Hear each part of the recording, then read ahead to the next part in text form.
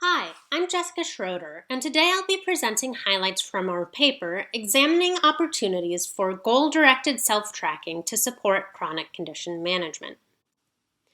So many people and health providers are excited about the prospect of using self-tracking to better understand and manage chronic conditions. Self-track data has the potential to help people form a more complete picture of their habits and overall health, and could therefore lead to better diagnoses and more personalized treatment recommendations. But the self-tracking tools people currently use to help manage chronic conditions often fail to support the goals they have for their condition management. For example, people often find self-tracking overwhelming and without purpose, struggling to define appropriate tracking goals. They also find their self-track data does not support their questions, struggling to interpret their data for their goals. They tend to find their tools fail to support changes in their tracking over time, struggling to adapt their tracking to their evolving goals. And finally, they find collaboration with providers difficult, struggling to align patient and provider goals. These disconnects often prevent people from using personal data to support their goals. And migraine is a good example of how these disconnects affect people with chronic conditions in practice. Migraine is characterized by unpredictable, intermittent, and poorly understood symptoms. Health providers often recommend that people self-track migraine-related data to try to better manage their symptoms, but migraines can be caused by personalized contributors that span a wide range of possible domains, including sleep, diet, mood and stress, and environmental factors. Contributors also must accumulate to cause symptoms, complicating and confounding migraine management. In prior work, we conducted a formative study to examine current methods and tools used in migraine tracking and management. We identified these distinct types of goals an individual may have. Each goal has different associated tracking needs, from data collection to subsequent analysis, but current tools don't differentiate between potential tracking goals. So in this study, we wanted to examine how tools could explicitly elicit, represent, and support an individual's tracking goals via a process we're calling goal-directed self-tracking.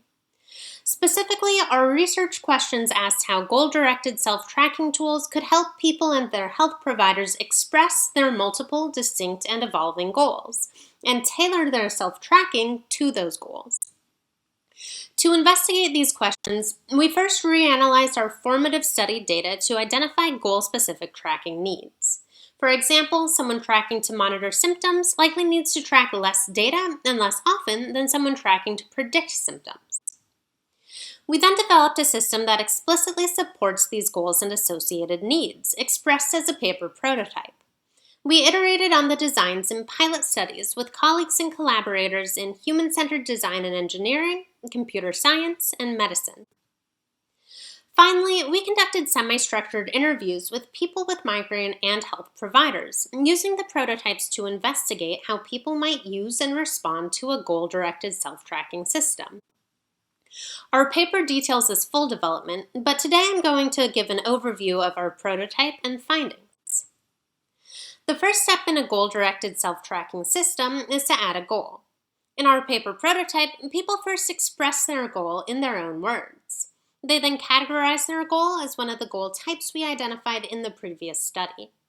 We found that starting with this explicit goal setting can elicit goals, even for people who had not previously considered them, and can help them understand what goals may be feasible and useful for them to pursue, both immediately and in the future. After selecting a goal, the system walks the person through configuring data to track based on that goal. The person chooses what symptoms, contributors, and treatments to track for their goal, either manually configuring or selecting from a list of recommendations. They also select when to track and how to track each item.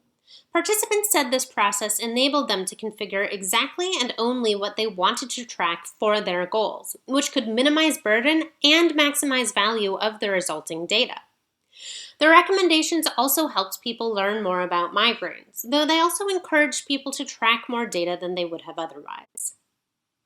Finally, the prototype also included post-configuration features, like tracking-related functionalities and goal-specific analyses and visualizations of the resulting data. We found that considering people's goals helped them anticipate and plan for all stages of self-tracking. For example, participants described how their tracking routines and goals might evolve over time, and considered when and how they could lapse in tracking and still meet their goals. Both patients and providers also thought the system would support communication and collaboration. To summarize, we developed goal-directed self-tracking to scaffold the process of deciding what, when, and how to track towards a specific goal, and to analyze and visualize the resulting data to support that goal. Based on our findings, we think goal-directed self-tracking has the potential to help both patients and providers better understand and manage chronic conditions by enabling them to explicitly express and pursue their goals. I want to take a second to thank my fantastic co-authors. Thank you.